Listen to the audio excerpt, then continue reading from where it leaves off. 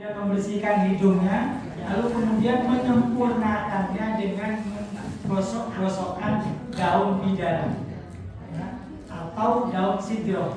Sidro ini disebutkan dalam Al-Quran, Sidratil Muntaha. Ya. Sidratil Muntaha itu di puncak ketinggian yang mungkin tidak terjangkau oleh manusia biasa. Yang bisa menjangkau itu adalah Nabi Muhammad SAW saat beliau itu naik ke Sidratil Muntaha atau saat terjadi Isra dan Mi'rajnya Nabi Muhammad SAW. Ketika nyampe di puncak itu menemui atau mendapatkan satu pohon yang namanya disebut dengan sidro. Tetapi tidak seperti hanya sidro di sini di yang kita ketahui, karena memang sidro itu bermacam-macam. Di saat beliau itu sampai di Sidratil Muntaha itu, pohon sidro itu daunnya besar-besar. Daunnya besar dalam kisah-kisah yang disampaikan saat beliau melakukan Mi'raj. Di Mi'raj ini memang terjadi pada suatu waktu yang sangat singkat, walaupun sebenarnya kalau diukur melalui durasi waktu sebenarnya itu panjang. Karena kalau kita lihat dalam Al-Quran, ta'rujul malaikatu wa ruhu ilaihi fi yaumin kana miqdaruhu khamsina alfa sanah. Kalau melihat ukurannya, miqdarnya sekitar 50.000 tahun, tapi bisa dilakukan dalam waktu semalam. Ya, semalam. Konon dalam peristiwa itu Nabi Muhammad itu nyampe ke bumi lagi itu sekitar waktu zuhur, wakila waktu asar. Nah, jadi untuk menyempurnakan pengurusan mayit itu kemudian dilengkapi dengan sidro atau menggosokkan daun sidro, nah, atau daun bukol bidara. Nah, setelah itu kemudian wa ayyusabba alma alaihi salat. Yang terakhir itu menyirami air. Nah, setelah digosok dengan daun sidro tadi, nah, atau bidara, kemudian disiram. Berapa banyak siramannya? Sebanyak 3 kali siraman. Sebanyak 3 kali siraman. Nah, itu mungkin yang perlu kita perhatikan di dalam pengurusan dari mayit. Dari atas ke bawah, dari kepala ke bawah. Dari penyiraman dari atas ke bawah. Setelah digosok, sabunnya itu pakai daun bidara. Ya. Berarti tidak boleh pakai sabun. Tidak boleh pakai sabun untuk mengakhiri itu. Tapi ketika proses pembersihan boleh. Pembersihan boleh. Karena dia ada pembersihan. Tapi untuk menyempurnakan. Jadi yang paling sedikit itu menyiram, memandikannya itu sampai basah keseluruhan. Itu sudah sah, sudah selesai. Tapi kalau ingin disempurnakan, tadi melalui beberapa proses lagi, yaitu dengan cara pembersihan pada 2 lubang yang kotor itu, lalu kemudian membersihkan hidung, lalu kemudian mewudukannya, lalu kemudian menggosokkan dengan atau menggosok-gosok dengan daun bidara, lalu kemudian yang terakhir itu disiram dengan air. Ya mungkin kan kalau praktek ya sama orang Madura, kalau pakai daun bukol atau bidara itu udah digosok tapi bukol dikasih air gimana? ya itu kan Ini prakteknya di kunir itu sebenarnya kan untuk menghilangkan bau. Iya. Kunir itu untuk menghilangkan bau. Pada rumah sauri cukup asep, kenapa paling bunyi kan dikasih kunir itu kenapa? Karena itu untuk menghilangkan bau. Nah, itu siasat. Apakah itu boleh saja. Tapi ini kan diambil proses yang paling yang paling sederhana. Jadi inginnya ketika nanti proses ini tidak membebani orang yang mengerjakan atau yang memproses itu. Jadi syarat-syaratnya kalau pakai gagarnya sirih kan biasanya orang Madura untuk membersihkan kuku yang kotor. kanan atau kaki biasanya kan pakai gagang mesil. Silet ya. Bagaimana? Nggak ada apa-apa. Itu menyempurnakannya, untuk menyempurnakan. Ya, memang itu perlu praktek tersendiri untuk kegiatan itu. Jadi ada beberapa ini ya, dan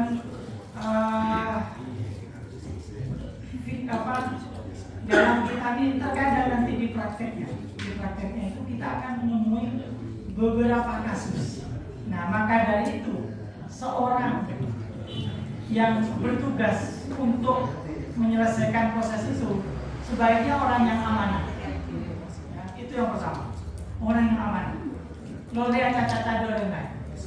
Kenapa? Karena di situ nanti akan ada peristiwa-peristiwa yang di luar nalar. Di luar nalar. Maka harus disimpan. Disimpan. Jadi untuk proses kesempurnaan boleh. Jadi membersihkan kuku. Nah, cuman yang tadi itu adalah kelaziman yang biasa dilakukan untuk menyelesaikan jenazah. Yang paling terpenting itu adalah bagian yang kotor tadi, yaitu kubul dan dubur. Sebenarnya memandikan secara keseluruhan itu sudah selesai. Tapi untuk menyempurnakan tadi kan ada syaratnya. Yang pertama adalah akol sedikitnya, karena ini proses, maka bisa cukup hanya dimandikan. Tapi itu tidak sempurna. Akmaluhu untuk menyempurnakan itu memang melakukan pembersihan. Jadi itu contoh-contoh tadi misalnya pembersihan hidung, pembersihan kubul dan dubur, itu hanya pokok-pokoknya saja. Adapun yang lain, seperti misalnya yang kemudian kena penyakit tertentu yang mungkin mengalami luka parah, nah itu tetap dibersih. Ya. Bagi yang bertugas tetap harus membersihkan itu untuk menyempurnakan. Jadi usaha-usaha itu boleh disempurnakan dengan melakukan tambahan-tambahan yang sekiranya itu tidak mengandung atau unsur-unsur kimiawinya. Kimiawi seperti misalnya sabun dan lain sebagainya. Nah, takut yang lain itu takut mengganggu penghalangan dari air atau menghindari. Jadi kalau pakai sabun itu sebaiknya setelah proses awal tadi ya? Bisa. Jadi karena pembersihan itu kan melihat kondisi. Jadi kesederhanaan aturan ini kan untuk menghilangkan kesulitan dari proses ini. Jadi memang sebaiknya tidak menggunakan unsur-unsur kimiawi. Makanya tadi kemudian ditemukan dalam proses itu ada yang menambah dengan kunir. Jadi untuk menghilangkan bau dan lain sebagainya. Mungkin itu. Ada lagi? Ini kan biasanya kalau orang Madura ya, maaf ini cara menuliskan mayat yang bagian belakang. Itu kan biasanya bagian mulut itu ditekan. Nah, ukuran suci enggaknya itu bagaimana? Soalnya berkali-kali saya menghadapi seperti itu, saya mengalami juga seperti itu. Katanya harus keset, nggak boleh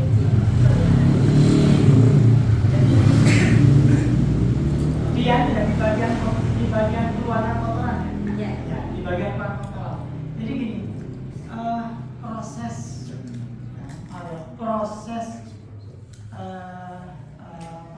nazar itu kan proses berat. Jadi laki-laki itu kadang-kadang mengeluarkan air mani, karena kekuatannya sangat menekan semua organ tubuh, sehingga kemudian tidak akan bisa mengontrol apapun yang ada di tubuh. Kadang keluar kotoran dari depan dan dari belakang. Jadi bahkan ke air mani pun juga keluar. Jadi bukan kencing, tapi air mani yang keluar. Nah, maka dari itu ukuran tadi keset itu adalah ukuran yang paling bisa dilihat secara indikator. Jadi loreka itu indikator terakhir. Artinya seperti apa pembersihan yang bersih itu? Yang minimal tidak ada lengket-lengketnya itu, karena itu dipastikan bahwa ketika tidak ada rasa lengket itu berarti itu sudah bersih. Kan itu tolak ukurnya, Nah, kalau kemudian ketika tidak lengket tapi ada bekas-bekas yang perlu dibersihkan, harus dibersihkan walaupun masih sudah keset. Artinya tangan kita harus masuk ke itu. Ada yang dimasukkan itu, dibersihkan. Ya, dibersihkan. Berarti Kenapa ditekan? Karena masih ada sisa kotoran. perlu ditekan sambil itu. Sambil dibersih, supaya kesempurnaannya begitu. Kesempurnaannya begitu. Jadi bagi petugas-petugas yang sudah biasa begitu, mungkin itu tidak ada yang asing, tidak yang asing. Tapi bagi yang mereka yang kemudian merawat orang tuanya atau siapapun, itu memang harus tahu. Jadi ini memang sederhana. Jadi pasal ini sangat sederhana, tetapi pasal ini butuh kita ketahui. Takut ada orang dekat di antara kita yang membutuhkan bantuan kita. Kadang-kadang tidak semua petugas itu bisa hadir, ya.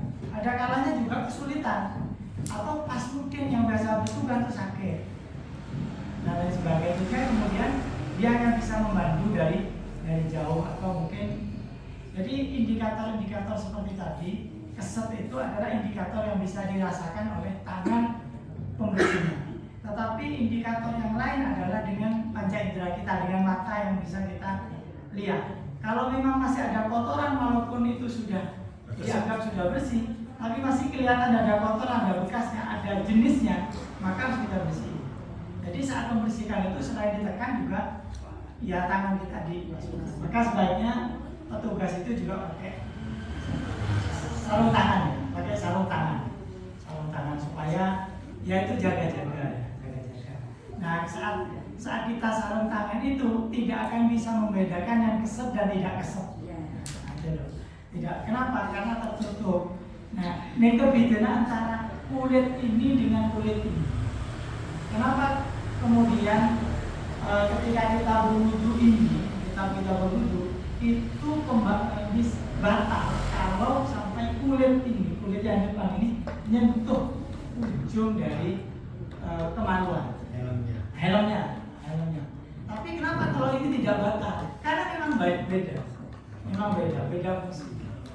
Jadi seperti itu. Jadi usaha untuk menyempurnakan itu boleh dilakukan asalkan tidak sampai istilahnya melampaui batas atau sampai keluar dari ketentuan syariat. Boleh dilakukan seperti itu. Jadi mintanya dikosong. Oke, silakan Pak Haji. Mohon izin, mohon maaf. Selama ini kan Pak Mudin dan saya ikut mengikuti memandikan jenazah. Ya. Pak Mudin selalu menanyakan sabun. Karena apa? Kadang-kadang daun bidari kan susah. Ya. Itu. Mohon menjelaskan. Dan ini kalau kadang-kadang orang Jawa kan ada yang mau kasih daun kelor, ada yang tidak. Kadang-kadang perlu tahu. Mohon hati-hati. Jadi kita ini juga kalau sabun itu dikhawatirkan. Kan ada beberapa sabun itu tidak bisa hilang dari kulit kita, masih membutuhkan waktu yang cukup lama. Jadi kalau kemudian karena ini kitabnya adalah kitab yang terjadi ditulis pada saat itu dan belum ada transformasi bahan-bahan untuk membersihkan, maka kita kembali ke untuk sama dengan kayak mandi junub ya. Kan tidak boleh pakai sabun. Kenapa? Karena khawatir nanti ada unsur minyak atau unsur kimiawi yang menghalangi. Jadi itu yang dikhawatirkan. Jadi kalau memang kesulitan dan bidara kan untuk menyempurnakan saja. Jadi bisa mungkin dengan unsur-unsur yang lain yang sekiranya itu tidak mengganggu. Tapi bidara ini hanya untuk menyempurnakan. Kalau misalnya tidak ada, sudah pakai air aja selesai pakai air. Dikhawatirkan nanti kalau sabunnya itu sabun yang tidak pas, itu lebih baik. Karena dalam kitabnya seperti itu. Kita ikuti kitab aja. Jadi memang sebagian pakai sabun, ada yang pakai sabun. Tapi baiknya jangan khawatir karena sabunnya macam-macam ya. Kalau mau harus pakai sabun. Pada awal Membersihkan saja. pada saat awal, setelah itu pakai daun dan setelah itu dibersihkan. Ya itu yang dikhawatirkan itu. Sabunnya sabun penuh. Sabunnya kan sabun pok ya. Ya. Jadi akhirnya sabun batang, Ya. sabun batang, sabun batang. Jadi bukan sabun kekinian. Bekas orang zaman dulu. Masuk sabun batang. Sabun batang itu kan jelas tidak iket, tidak Ya, iket. maksudnya tanpa kimia untuk ya segimana ya. Tapi dan kita kimia itu maksudnya kadang-kadang itu kan ini yang saya tanyakan kadang-kadang ada yang dikasih daun kelor itu Ya itu Dalam- pengganti daun bidara itu. Tapi tidak ada itu. Tidak ada itu ada ijtihad. pro dan kontra kalau ada yang mau ada yang tidak Iya. Itu ijtihad masing-masing. Jadi ijtihad masing-masing. Jadi daun kelor itu memang mitosnya kan iya mitosnya sesuatu yang kaitannya dengan magic ya. magic kesaktian Kesaktian dan sebagainya. Jadi tidak ada itu. Yang ada daun bidara. Daun bidara. Jadi kalau tidak ada, ya tidak pakai nggak apa-apa. Apa apa. Jadi untuk mengantisipasi tadi itu, karena memang kadang-kadang ada jenazah, ada mayit yang memang sudah sakit lama, hidupnya sudah lama, bahkan sudah luka-luka di punggungnya itu. Nah itu agak sulit untuk dibersihkan kecuali menggunakan unsur sabun. Itulah yang mungkin nanti bisa kita lakukan, yaitu untuk menyiasati itu bisa pakai sabun batangan yang agak kolot. tradisional. Itu agak Mungkin rutin. kalau dulu mungkin ada sabun cap tangan. iya Nah itu artinya begini ya Ustaz. Kan biasanya medis itu dikasih sampo. Ya sebaiknya jangan Rata-rata itu Ya. Ustaz. yang dikasih sampo. Kenyataannya memang praktiknya pakai sampo. Kalau pakai sampo itu kan sudah ada unsur ininya, unsur Iya. apa ya, khawatir nanti airnya itu tidak sempurna. Nah, jadi kalau memang itu harus dibersihin, ya dibersihin pakai air. Ini kan dijelaskan bahwasanya alkohol itu menyiram air sudah selesai. Kalau nanti ditambah-tambah, itu kalau kemudian itu hasil pikiran sendiri itu bisa kemudian menjadikan dia tidak sah. Oh kita lomba junub itu tidak boleh pakai sabun, tidak boleh pakai sabun, tidak boleh pakai apa sabun. Kan kecuali sudah selesai. Setelah selesai, sudah bersih, sudah suci, mau pakai sampo silakan. Jadi ketika mandi junub itu tidak boleh pakai sampo, tidak boleh pakai sabun. Kecuali sudah selesai. Kalau selesai, sudah suci, sudah mangkat selesai, maka kemudian bisa ditambah pakai sampo atau pakai, karena itu sudah di luar, sudah suci. tidak perlu lebih jelasnya ya penegasan maksudnya. Jadi syarat memandikan jenazah tadi pertama membasahi seluruh tubuhnya. Ya, itu sudah selesai ya? Sudah selesai. Sedangkan penyempurnaan lainnya itu hanya dalam konteks untuk penyempurnaan. Pertama, membersihkan kobul dan dubulnya. Ya. Ya. Terus menggosok dengan daun, membersihkan hidung juga lubang Iya. hidung dan menggosok dengan daun bidara. Itu sudah selesai. Terus wudhu dan lain-lainnya itu Ya memwudhu. mewudhu. Setelah itu disampo dan disabun tidak apa-apa. Sampai selesai bidara selesai, Nah. disiram ya sudah selesai. Jadi kalau ada niatan sekarang yang sudah terjadi di masyarakat, kalau ada yang perempuan yang rambutnya ikal atau panjang si jenazah tersebut disampo gitu, Ustaz, bagaimana? Dibersihin dulu. Jadi dibersihin dulu. Nah itu prosesnya di mana? Tiba sampo itu Belum proses pemandian, tapi dibersihin dulu. Oh, Kayak misalnya kan perlu penegasan Ya, itu maksud iya. saya. Ya, jadi misalnya sudah bertahun-tahun dia itu tidur, terus kemudian nggak Ya. bisa apa-apa, kotor di sini, itu dibersihin dulu. iya Seperti tadi itu dibersihin. Ya alhamdulillah sudah jelas. Jadi titiknya itu sebelum istilah memandikan jenazah itu pembersihan dulu. Iya. Ya. iya Bisa dipahami ya? Paham. nah Tuh. mungkin nah itu kan ada motif-motif dua itu sering tempat saya Oh gitu. iya yang sering melakukan pemandian jenazah. Ya, Luar saya biasa. tanya Ustaz. Nah itu. Nah, tadi kan mandikan jenazah itu harus basahi semuanya. Iya. Iya. Sedangkan suatu hari ada luka kecelakaan. Oke. Luka kecelakaan itu sudah lama, ada membusuk. Nah, itu kalau saya misalnya saya basahi, pertimbangan saya kan menimbulkan bau yang mengalir, kan otomatis kan kita guyur, menimbulkan bau yang mengalir, nanti orang keluar jadi bau. Iya. Lah, pertimbangan saya nggak saya basahi, jadi luka itu saya balut tebal supaya tidak keluar cairan, tidak berbau. Tapi dibersihin dulu. Jadi sebelum dibalut itu dibersihkan dulu, dibasahin dulu, langsung dibalut. Lah, kalau dibasahi keluar binatang dan cairannya itu, Iya, itu menimbulkan pada orang lain. ya itu kalau Kenapa? dibiarkan kan Dampak mensucikan itu, mensucikan. Kan itu sudah terakhir. Proses saya bersihkan semua. Jadi di apa? Tetap dibersihkan. Dibersihin dulu langsung dibalut. Karena memang syaratnya seperti itu. Iya. Kalau nggak dibersihkan bau juga. Dan dibersihin baru. Ya.